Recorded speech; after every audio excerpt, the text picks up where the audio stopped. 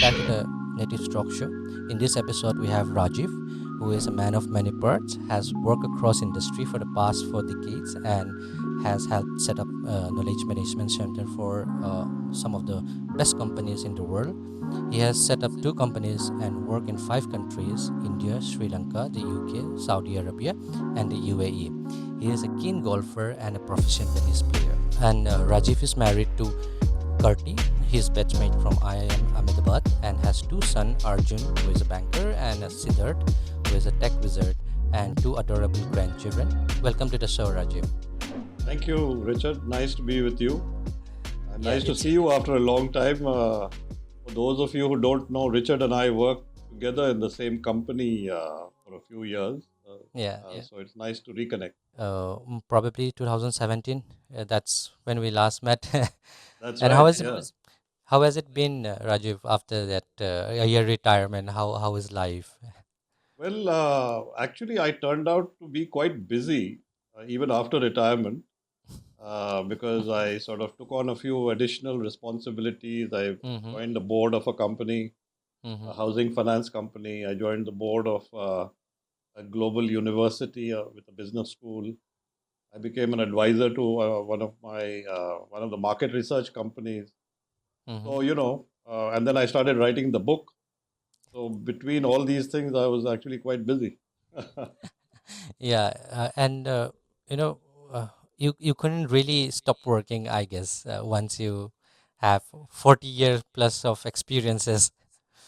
Yeah, absolutely. It's hard to sort of just give it all up and do nothing. And I don't intend to do that. I mean, I do want to Uh, keep myself engaged because I guess the sure sign of old age is when you are no longer interested in doing anything. And mm-hmm, mm-hmm, so I do intend to keep at it in some fashion or the other. Probably mm-hmm. write another book one day. So, Rajiv, let's talk about the adventure of itinerant executive. I mean, it's quite interesting. I have gone through the book. So, let's talk about how do you come about writing a book, and what's the inspiration behind it? Well, Richard, as you have probably gathered from the book, uh, my career has been quite a long and unusual career. It's not a Mm-hmm. straight line sort of career. It's gone through many ups and downs. It has taken me to very different countries, very interesting countries, some of them.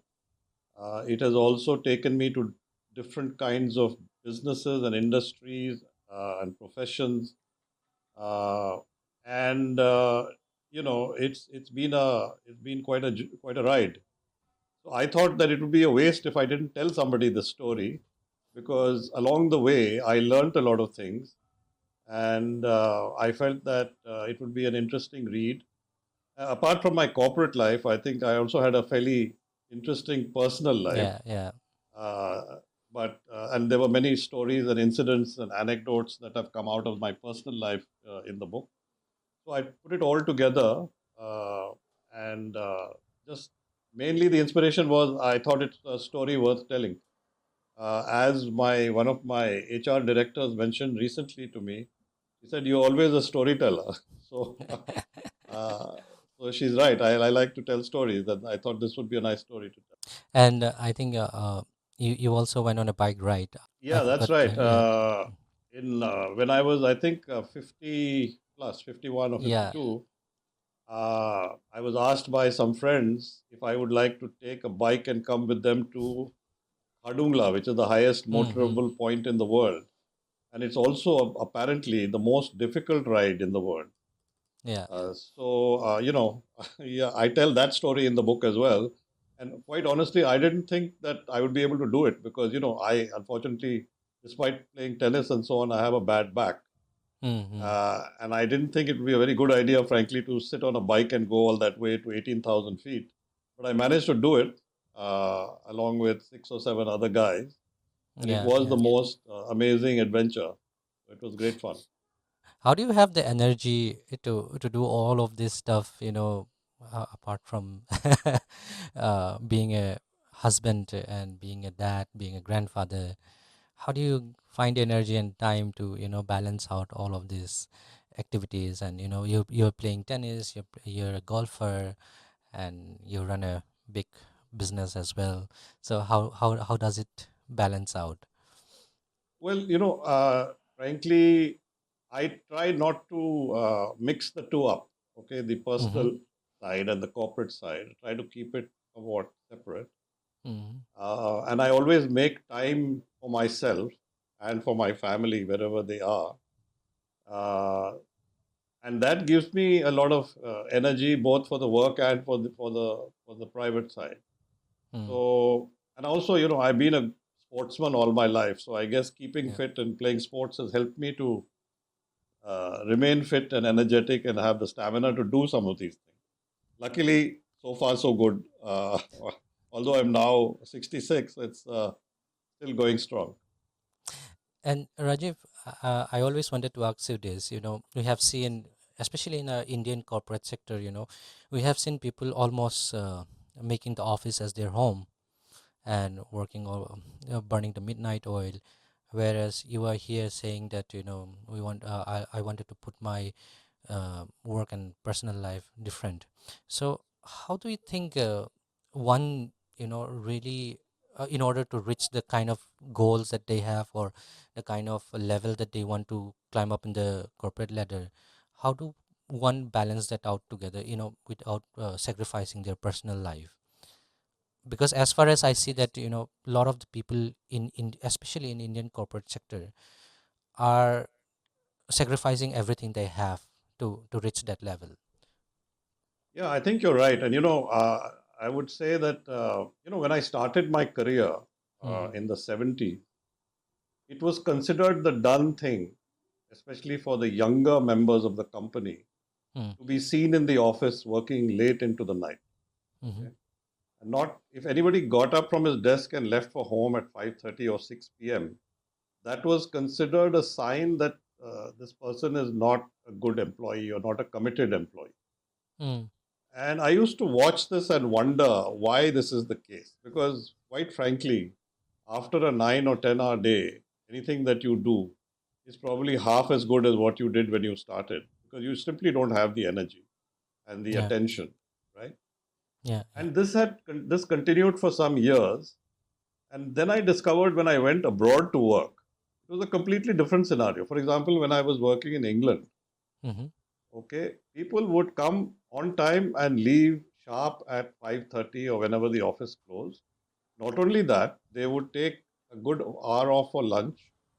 I would play squash during my lunch hour and have a pint of beer occasionally. Mm. So it was a completely different attitude. Now, you can't say that the companies in Britain are necessarily less successful than companies in India because they work shorter hours, Mm. right? So I think these two things have nothing to do with each other. This is some sort of expectation that has been created within companies by senior people or junior people, and to my mind, it's the wrong thing to do because you do need to allow your employees a good amount of work-life balance. I think they deserve to take time off for their families because, Mm. frankly, I think they become more productive employees if they do have that. And as you remember, Richard, in the KMC where we worked together, Mm. the Knowledge Management Center, all employees would come on time and leave on time. Nobody had to stay Exactly. and work overtime, right? Yeah. Yeah. It was structured that way to ensure that everybody had that personal time. So I believe it's actually for the good of the company if everybody follows a strict discipline and makes the maximum use of their time in the office to contribute to the organization, but also has enough time to develop their own interests and hobbies, because that's what makes you a complete individual.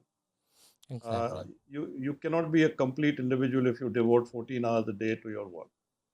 Yeah. And from my experience, the trend that I see is that usually when it comes to the Indian office or the Indian corporate office side, that's where the experience completely changed. Because if you're interacting with, for example, let's say someone from UK, they really appreciate coming up early for the call, or staying up late before for their work. They really appreciate, and they feel sorry for us. But when it comes to the same work for the Indian office or the Indian client, then the whole scenario completely changed. So You're right. You're right. I agree with you. There is a slightly different attitude to this issue yeah. in the West than it is perhaps in parts of Asia. But Mm. interestingly, during this pandemic, I Mm-hmm. had thought that because people are working from home, they might have a bit more, freedom to manage their time and to fix certain hours for meetings and calls and so on. But I'm told that many of these people who work particularly in service organizations Mm-hmm. and have clients to serve today cannot control the hours they work. They are called by their clients at all hours of the day and night. Yeah. Clients have no respect for their time, Yeah. and they're not able to say no, that we are not able or willing to take your call at 10 o'clock at night. So it's a sad thing, but I think everybody needs to respect the people they work with and give them the freedom and the time to have some time to themselves. Yeah, exactly. And do you think that this is unique for the Indian subcontinent only, or is it something that is relevant for other part of Asia as well? Well, the only other country I've personally had exposure to in Asia is Sri Lanka. I Mm-hmm. worked in Sri Lanka for 3 years, and I have to tell you, the Sri Lankans are quite. They're like a bit like the British. I mean, they don't really have this sort of attitude to to their working hours. Mm-hmm. Okay, but I believe that, for example, if you work in Japan, it is Mm-hmm. quite a bit like this, like in India. I mean, people do spend very long hours in the office. They Mm-hmm. go home very late. In fact, if you may have heard that in Japan, uh, they have these so-called transit beds or bunk beds in the Haha, railway yeah. station, where if you're working too late in the office and you don't have time to go home and come back the next morning, you simply rent one of those things and spend the night there. Yeah. So, I mean, that's taking things to a bit of an extreme, and I don't think it's particularly healthy. So, Mm-hmm. I guess each culture has its own quirks, and unfortunately, we are a bit on this side of it. I think we should try to perhaps achieve some more balance. But I do think that corporate managements today have realized some of this. Mm. Today, it's no longer really the same scene that it was in the 70s. Yeah. A lot of companies are much more reasonable about these things, and they also another associated reason is that companies are uh, more and more encouraged to employ female employees, right? To Yeah. balance, to achieve some gender equality in the workplace, to achieve a balance. And when you have a lot of females in your organization, you have to be very conscious of the fact that they have homes to run and kids to manage. Yeah. You can't expect them to put in these kind of hours and be productive employees. You have to Mm. realize these things. And I think that's happening. Exactly. And since we're talking about time and time management, so do Yeah. you think that somebody who doesn't know how to manage their time wisely won't be necessarily good at financial management? Yes, I think time management is one very crucial aspect of being a good manager or even a good employee, Mm. because and it's a skill which you sometimes have to learn, because you have to learn to uh, you know sift the grain from the chaff, sort of thing. You have Yeah. many things to do in a day. You really have to decide what is the most important thing to be achieved that day, what can be postponed to a later date without having major consequences, and tackle the things that are on your plate in a certain order of priority. So a Mm.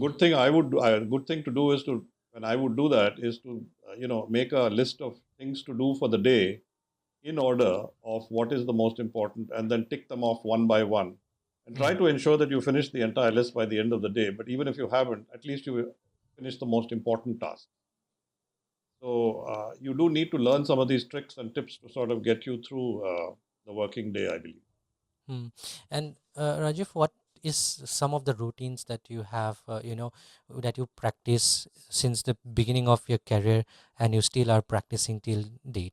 Well, I'm I guess, a fairly organized person. So I Mm-hmm. do try to have a plan for the day. Mm.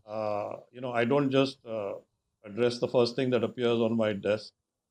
I try to sit back and say, okay, what needs to be achieved today? Mm-hmm. Make a list of those things, and then address the things that are not just urgent but are important. So a lot of people don't make the distinction between urgency and importance. Mm-hmm. Sometimes it is more important to do the important thing than the urgent thing.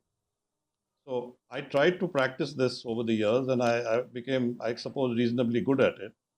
So that is one of the things, as far as time management goes, that I have practiced.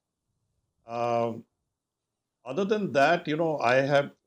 I mean, I guess you learn certain ways of managing, Mm-hmm. uh, and I think people management is one of the most important things that a manager has to learn, because once you become even a team leader of maybe even of a team of 2 or 3 people, you have to know how to manage people. Mm-hmm. And I think I paid a good amount of attention to that, uh, even in the early years when I had small teams to manage. And there are many aspects to this issue, so it's hard to discuss that over one call. But Yeah, yeah. uh, I think the underlying thing about that is that you must respect your subordinates. Your subordinates are not there to work for you; they're here to work for the company, and you have to Mm-hmm. treat them with respect, and you have to give them the freedom to do what they need to do. You need to be able to delegate. You need to have trust in your employees. And Mm-hmm. I found very often that if you trust your employees and take some risks with them, meaning you give them a Mm-hmm. task to do which may not be 100% capable of doing, but they learn from that experience and they grow with that experience. And the next time you ask them to do something, they will deliver 100%. So I think those are some of the management skills that you try to learn early on, and Mm. they hold you in good stead as you grow more senior in a company. That is very true. I mean, trust is one of the big factor for getting. I mean, working together with people, right? Absolutely. And you talked about. I mean, you mentioned about management. So, since you're an IIM Ahmedabad alumni, you know, with the new generation of people and a workforce, there is this misconception, or I wouldn't say misconception, but a thought process where some people are saying that you don't necessarily need a degree. Before, MBA used to be like the gateway, right? Now, uh, like we have heard Elon Musk also mentioning that you don't necessarily needs to have a graduate MBA degree. So what is your thoughts, or what is your take on that? That particular topic. Yeah, I mean, look, there are many people in this world who have done extremely well Mm, in their lives, whether in corporate life or in personal life, whether it's running a profitable or a for-profit company or a mm, not-for-profit company, who have not had MBA degrees. I mean, I don't think Bill Gates has an MBA degree, yeah. right? So you Mm, can be extremely successful without one. But having done an MBA myself, uh, I believe that it brings a lot of good things to the table, because uh, when you're young, you don't really have a very good understanding of mm, how a company functions, what yeah. goes into running a company, what makes you successful in a company, what are the things you need to learn before you can start being successful in a company. And an MBA or even a BBA, a bachelor's degree in management, gives you that exposure. So what it does is it sort of exposes you at a very early stage to all the functions of a company, whether it's Mm, marketing or finance or production or sales or operations or accounting, uh, or compliance, legal aspects. You name it, the MBA will touch upon all of these topics, right? yeah. And at the end of your 1 year or 2 year MBA, whatever you've chosen to do, you have a pretty good grasp of all the different areas of a company. Now, Mm-hmm. very often when we are young, we don't know what we want to do, and what you also don't know what you're going to be good at and what Yeah. you'll be happy doing. So this gives you a perspective. These are all the different things that an MBA teaches you. Now you decide which of these areas you would like to specialize in. So, for example, when I did my MBA, the first year was an exposure to all these areas, and in the second year, you could choose maybe two areas which you think you would want to make your career in. So I chose marketing and finance. And at the end of the day, it gives you that confidence that, okay, when I get into the company, I'm not going to be completely lost. I'm going to know what people are talking about. I'm going to understand the language they speak. I'm going to understand how they take decisions, etc. Yeah. The other thing that I believe a good MBA program teaches you is how to think and how to solve problems. Uh, you know, I find that our system of education in India does not do this particularly well. It does not teach you critical thinking or analytical thinking. And an MBA covers that gap. So I'll give you an example, and I've written about this in my book. There is one particular program which I did in the MBA course in my first year there, which is called WAC, Written Analysis and Communication.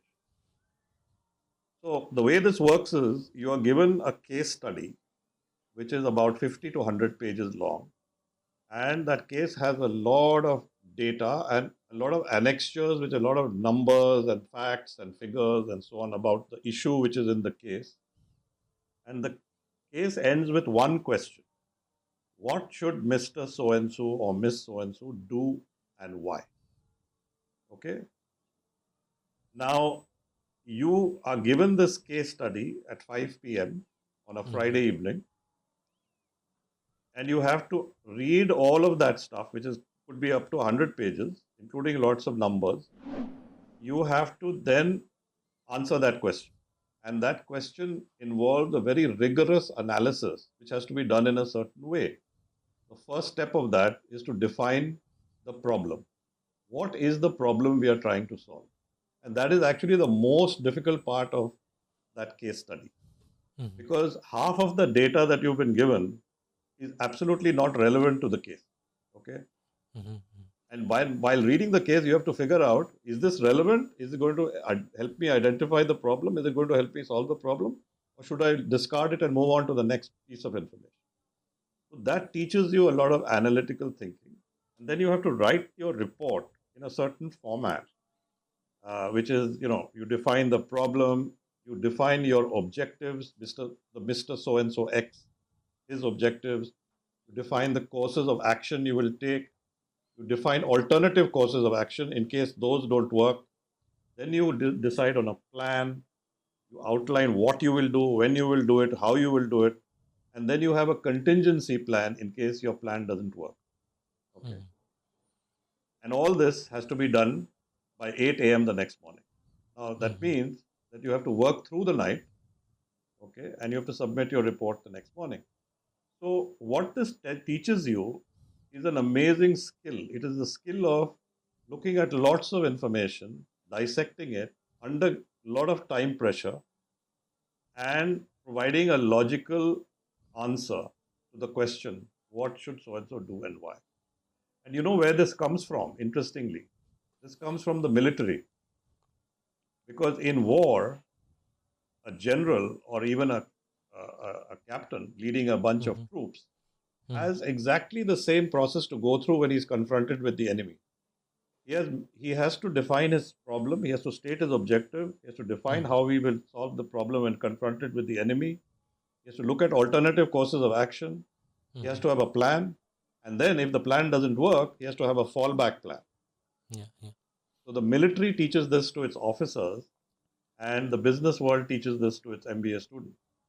Now, these are things which I believe make for a very valuable, MBA program. These are the things that I think add a lot of value to you personally. And it's not just about running a business. This skill of analysis and critical thinking, you can apply whether you are a painter, whether you are a graphic designer, whether you are a manager of a not-for-profit organization. Because all of us are faced with problems. You can apply it in your personal life. Yeah. You see?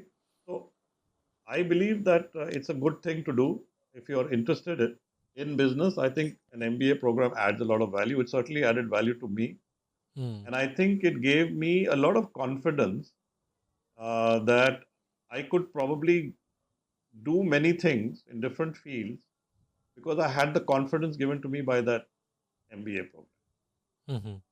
Uh, so I would certainly ask your viewers and listeners, if they are thinking of going into business, to consider doing such a program from a And good school. yeah, and Rajiv, by what you're explaining, uh, if I give you a scenario where you have to hire your C level people, one of the C level people, and if I give you the option to choose someone who has an MBA degree, but like for example, let's say 5 year of experience, in comparison with someone who has no MBA degree but has maybe let's say 20 year of experience, how would you make a decision? I would not let that bias me in any way. The Mm, the MBA or non-MBA. I would look mm, at the candidate, yeah. okay, and judge based on what I ask the candidate and how he responds. Mm, Uh, I would make my decision based on that. So I would like to add another thing about the MBA. mm-hmm, The MBA program is very, very useful to you mm, in the first 10, maybe 15 years of your career. Okay. mm, It gives you mm, some edge over people who have not had an MBA because you know more about things than somebody who hasn't done the MBA about companies, about management, about yeah, leadership. yeah. But Mm, after a certain point in time, that edge disappears. You are, mm, a clever guy or a girl who has not done an MBA but done a degree in sociology or psychology or any subject mm, and has worked for similar years, at some point learns everything you know and is caught up mm, with you. And it's not that there's any great difference between them. And they are perfectly capable and competent employees. Uh, and and then if they're both looking for the same job, I think they have to be treated equally. Okay, yeah. it's not really very hard to make a distinction at that point. So I'll give you an example. When I was for example, in Nielsen, and I used to Mm, recruit people for as executives, okay, research mm, executives or research managers. Uh, Initially, we would try to recruit only MBA, but it became harder and harder to get good MBAs at reasonable salaries. So we started mm, going to regular university program, okay, and we would hire people from say Delhi University with just an MA degree or whatever. mhm, And mhm, I found that within 2-3 years, these people caught up and beat the MBA competitor in terms of their performance in the company. mm, Many of them. mhm, So that edge only lasted a short while. After that, there was no edge. But at the same time, I would say that the early years are important. It's a good idea mhm, if you can have that education behind you.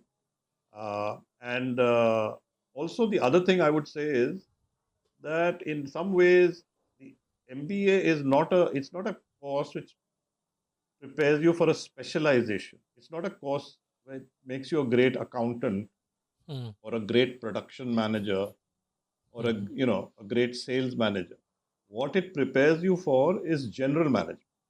mm, Okay, so yeah. if you want to be a general manager, then you should look at doing an MBA certain. But if you want to specialize from day one in let's say legal issues or in Mhm, accounting or something very specific, you don't need to do an MBA because that's what your interest is. That's where you want to go. That's where you mhm, want to grow. That's fine, right? So one has yeah. to keep some of these things in mind before you take a decision. And also, I think Rajiv, it all greatly depends on the person also, right? I mean, you might have an MBA, but if you're not willing to go the extra mile, or do what is necessary to achieve the goals that you have, or if you don't have a vision for your career path, or you don't have anything in in your head, then obviously whether you have an MBA degree or you don't, you are still going to lose the way, right? Sure, yeah. Uh, but in many ways, it takes some time for that vision to develop, Yeah, right? When you're yeah. young and you're starting your career, you Mm-hmm. don't have enough knowledge. to build that vision for yourself. But once you have had some exposure of life and corporate life, then you begin to form that vision, and how you would like to progress in your career becomes much clearer to you. Yeah. So, but you're right, you must have a goal, you must have some vision, you must have direction, and you must have guidance from the right people. Yeah. It's always good to get counseled by somebody who knows more about this than you do before you make your career choice. Yeah. And also, before, there is a way of transferring knowledge by having mentor, or working under some master craftsman. That's how they pass on their knowledge. Do you also think that that works on top of having an MBA, or whether you're not having an MBA degree? If you have a good mentorship by a prominent figure that you really look up to, then you can really excel in what you're trying to be or where you want to be. Yeah, Does that helps absolutely, as well? absolutely. I mean, I think I personally would have been very fortunate if I had a mentor Mm-hmm. early in life to guide me through all these decisions. Because what you realize is that when you start working, Mm. uh, neither your teachers nor your family members nor your friends can really guide you in this area. You have to Yeah, yeah, have somebody who is experienced in that kind of organization or in that kind of industry to give you the right advice. And mm. it's great to be able to have somebody who can play that role for you and is willing to play that role for you, to guide you. I find that today a lot of people are doing mentoring as a way of service, giving back to society, Mm-hmm. uh, and they are helping, particularly, for example, startups. Yeah, Right, yeah, so somebody trying to start a company at an early stage needs good advice, needs good yeah. mentoring, so that they don't make mistakes which they could avoid. So I fully agree with that. And of course, now there's a very interesting trend which is reverse mentoring, Mm. because today the older guys in the business are not fully equipped to understand how the world has changed. Yeah, The world has become digital. They don't know these tips and tricks around the whole digital universe. So they are mm. being mentored by younger people who are teaching them how it works. Mentoring works both ways. I mean, I think some companies have formal reverse mentoring programs, Oh, where younger yeah, yeah. people, younger executives are mentoring senior executives. So Mm-hmm. all of this is good stuff. I mean, I fully endorse it and would encourage it. And actually, I would say that the best managers are not just guys who crack the whip and tell their employees, go and do something and get it done by tomorrow or day after tomorrow. The best managers are those who actually mentor their teams Mm-hmm. and Mm-hmm. try to make them grow in their roles, Yeah, right? yeah. So that is I mean, I would give 100% marks to somebody who spends a good percentage of his time on mentoring his employees, Mm-hmm. Mm-hmm. mentoring his team. That's a sign of a good manager in my view. Yeah, and also you mentioned in your book, like some of the learnings that you have, like the importance of growing your network. So I think that also plays a lot in having a mentor, you know. Yeah. And Rajiv, you mentioned one important point, a very important point, where you say that our schools are not equipped, or our school are not doing a good job in uh, teaching the children about analytical thinking and critical analysis, all of these topics. So what would be the ideal school according to you? I mean, if in India we are able to have such kind of school, what would be the ideal school for you? Well, in my view, there are a few things that our education system needs to address, right? Mm, First of all, uh, our system has been for many, many years extremely rigid in terms mm, of its structure. yeah, So, for example, when I was growing up and I was going to school, I had to decide, probably in the eighth or ninth standard, whether mm, I want to be in the sciences or in the arts. mhm, Now, if I decided I want to be in the sciences, then I had to study physics, chemistry, mathematics, biology. If I wanted Mm-hmm. to be in the arts, I could study English, geography, history, uh, couple of Mm-hmm. languages, etc. But I couldn't mix the two. I couldn't choose history and chemistry. I couldn't, pick and choose areas which I was interested in or which I may have an aptitude for. Now Mm-hmm. that forces you into a certain box and it forces you to think in a fairly limited way. So Mm-hmm. that's the first thing that was wrong about our system and has been for decades, Mm-hmm. gradually changing now. Um, the second thing I think is the issue of rote learning, Mm-hmm. right? For years, our children have been forced to mug for their exams. So you study for the exams, you try to remember everything, you write everything out in longhand as best you can, in Mm-hmm. essay type answers to questions, and the best essays get the highest mark. Okay. Mm-hmm. Now, and then the moment the exam is over, you forgot everything. You forget everything. Yeah. Within six True. months, none of that stuff that you studied can be remembered. Uh, and that is because you have not been through the process of thinking about what you're reading or mugging up. Mm-hmm. So, this is the other thing that needs to change, right? So, the whole Mm-hmm. process of education should be one where everything is analyzed, discussed, thought about, researched on your own so that you begin to understand how these things are to be done and you apply your critical thinking skills and analytical skills to everything you study, Yeah. right? Not Yeah. just in mathematics that you apply analytical skills, it's in any subject. Mm-hmm. So these are two fundamental things which I think are not right about our system. And I think our new education policy, which the government announced recently, is trying to address this in some ways, and Mm-hmm. hopefully Yeah. Yeah. this will improve. Uh, the other thing that I think our education system could do a lot better Mm-hmm. is to teach soft skills. Yeah. Okay, so I Yeah. find that for example, today when you're recruiting for a position, let's say a junior position in a company, Mm. the HR manager has to spend hours finding one candidate. He probably has to interview 20, 30, 50, sometimes 100 people to Yeah. find one person. And usually that is not because the person is not intelligent, is Yeah. not Yeah. is not very very clever or has got good marks in his schools and college education, but it's because he lacks certain soft skills.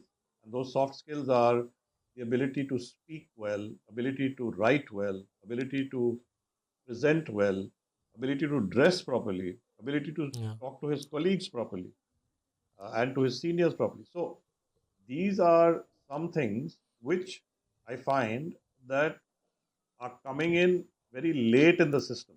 For example, there was a business school where I was on their board, and they were running a program which was teaching these things to MBA students because this is Mm-hmm. very critical when you're in a company. Yeah. How you dress, how you speak, how you behave, what you write, how you construct an email, how you make a presentation. All these are very important things. And they were teaching their students this, but this should have been taught in school and Mm-hmm. then in Mm-hmm. college. So these are some of the issues which I think we face in our system. And Indians are very intelligent people. There's no doubt about it. Yeah. But unfortunately, because they didn't get this input during their years in school and college, uh, they lose out. And I think that's very sad. So hopefully, if this is realized at an early stage, then this can be remedied. Yeah. So basically, our education system really doesn't prepare us for the real world, I would say. Absolutely. I mean, I think we have too many people who are educated but unemployable. Hmm. And this is the reason. Yeah. Yeah. And I mean, coming back to you, Rajiv, you have been, since the 90s, 70s, you have started working in the corporate sector. So you might have seen a lot of faces in the Indian, especially in the Indian corporate culture. So how do you see the changes, and what is how do you see from where you began to now, and then where do you see we going towards? I mean, what are we heading towards? What is the future look like? Well, there I think I'm pretty positive about the changes that I've seen over the years Hmm. between the early days of the 70s and today. Hmm. In the old days, for example, I've written in my book that when I was finishing my MBA, we had companies which came to the campus to Hmm. recruit. And the first offer I got was from a very well known Indian business house. Mm-hmm. And at that point, we as young MBAs who had no previous work experience did not know much about the corporate sector. But when the placement season started, we started doing our own research and talking to a few people and trying to understand what these companies are all about. And then we realized that that company, which had come to the campus, and it was one of the first companies to arrive on the campus, was what might be called a Lala company. Mm-hmm. Mm-hmm. This was a term used to describe a family run sort of business and not a so called professional company. Yeah. And then we thought to ourselves that should we really be starting our careers in a Lala company? Although this Hmm. company had a very good reputation for its management training program.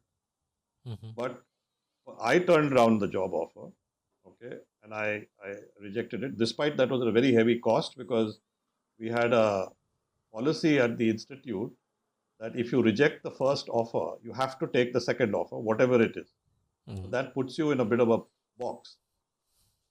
Now, so there were many such companies in India, and in general, people preferred the MNC in Mm. those days, right? So Yeah.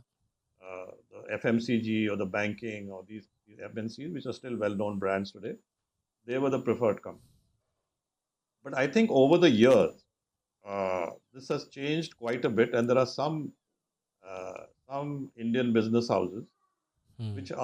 which have excellent reputations for professionalism, for their products, for their business practices, etc.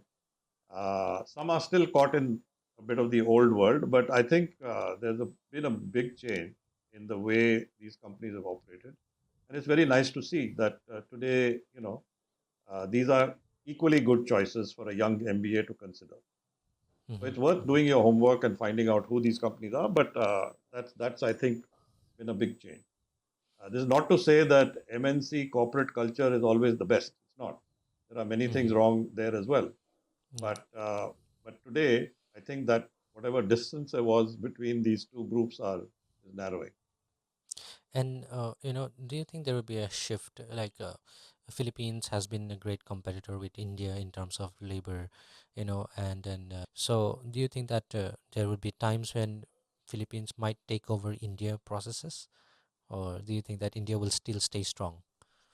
Well, you're right. I think the Philippines, even even other countries, even Sri Lanka, Mm. even Bangladesh, have many strengths in these areas, different areas, Mm-hmm. uh, and we have to be watchful. I think we have our own strengths Mm. in the sense that, for example, if I was a global bank, Yeah. okay, and I was looking for outsourcing company to handle my customer service, let's say a call center for my Mm-hmm. customer service, right?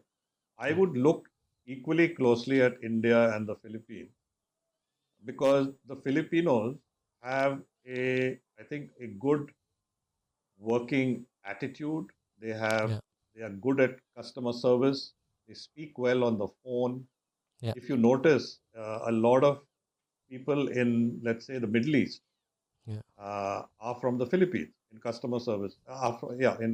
From the Philippines in customer service roles, and there are very few Mm-hmm. Indians in those. Mm-hmm. We have a bit of a problem with our accents. Mm-hmm. Uh, so, so each country has its own strength, Yeah. right?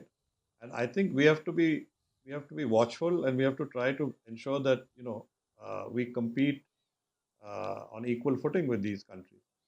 So we are very good, for example, with IT outsourcing because we have Yeah. very good people who are very skilled in IT, and they are intelligent, they're analytical. they understand coding, etc. Perhaps we have an edge there. Mm. But there are other uh, countries which are better at certain things. So if you look at it, I think many companies diversify their outsourcing Mm. Mm. to get the benefit of different kinds of strength from these various countries. Yeah. And with the pandemic, how do you see the workplace of a modern era moving forward, moving towards to? Like, are we eventually going back to the same old traditional way of going to the office and then doing what we usually do, or do you think that would change? No, I think that this 1 year or so of forced work from home Mm. has resulted in and will result in some fairly fundamental changes in the way we approach work.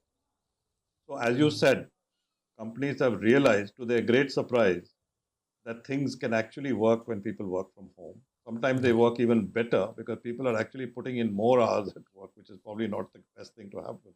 Yeah. Yeah. But uh, but it works from right Yeah. now. Exactly. There is, of course, a need for people who work in the same organization to meet each other, to work with each other, to have events together, to have some sort of camaraderie and team building, etc., which is very difficult to do on a Zoom call. Exactly. So I believe that there is going to be a balance here, which is going to happen. Mm-hmm. Uh, the companies have realized that they can operate at much lower cost without huge offices, Mm-hmm. without fixed costs, okay, without employees having to travel every day to and from work, that causing traffic jams, fuel pollution, uh, employee stress because some of them have to start very early in the morning and Mm. reach home very late at night. All these problems of going to a workplace. They can solve a lot of these problems by achieving a balance here, having smaller offices or even shared office spaces, Mm-hmm. uh, have employees who are comfortable working from home, allow them to do that. They will be happier, they'll have better family lives. Uh, those who perhaps don't want to spend all their time at home can be asked to come to the office. So Yeah. I think there will be flexibility, there will be a different working model with the realization that with the aid of technology and cooperation from employees, a lot can be achieved. And they can Exactly. be actually more profitable doing it this way. Yeah. Yeah. So I And think companies are already seriously looking at all this, and they will come up with viable models, yeah. and it's going to change the workplace quite a bit. Yeah, exactly. And for some people, like since remote work is possible now, they can be where they want to be and still be working. Like for example, I'm back in my hometown. I've never been back in my hometown for more than 2 weeks. The longest is always 2 weeks, and now I'm almost 3 months here back in my hometown, and it feels good. So I think that if with the introduction of this kind of remote working system, I think even employee satisfaction survey might also really goes up.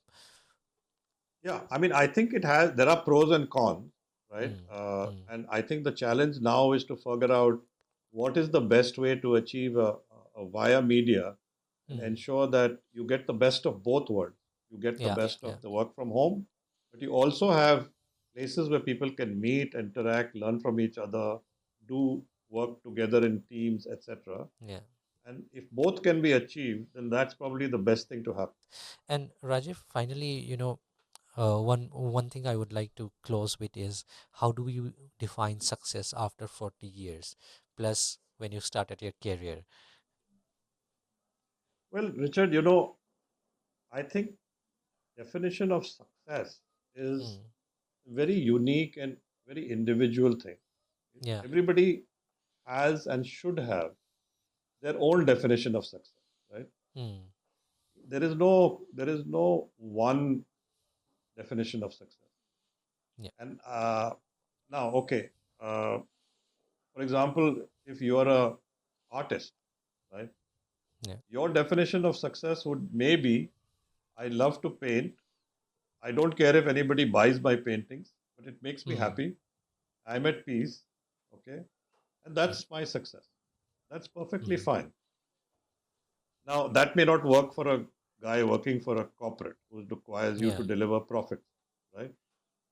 So, now talking about me, okay, having decided to be in the corporate sector, having decided to do an MBA, etc., my definition of success in the early years was very much like most other people, right? When you're young, when you're starting to work, what are the things that define success, or what does society define as success for you? It is basically you must, you know, have a good job, you must have a decent title, you must have a decent amount of money, you must have, you must have promotions within a certain reasonable time period, you must become more senior, you must then lead teams and manage people, etc. Right?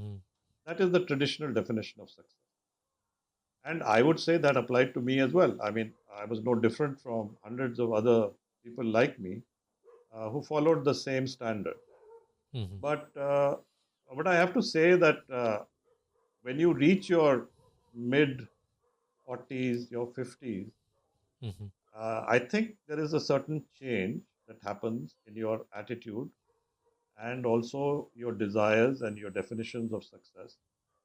Because when you get to a certain level or stage in life, frankly, one additional title or one more senior rank doesn't matter all that much. Okay, to some people, may not apply to all people, but I think it certainly applied to me. I mean, my last title was that of a managing director. Now, maybe I could have wanted to make it chairman of something or become managing director of a much bigger company. But quite frankly, I think that was no longer my goal in life, right? Yeah. So my definition of success slightly changed over the years. And I began to think that, okay, now that I've learned so many things and done so many things, why don't I try to become a little bit more engaged in a few other things like education? So I helped out with a couple of business schools. I started doing some lecturing, not in a big way, but at least it gave me some satisfaction that I'm, helping some of these institutions and so on. So I think your definition does change, and it ideally should change because the same metrics cannot apply throughout your life. They should change. The Native Health Show.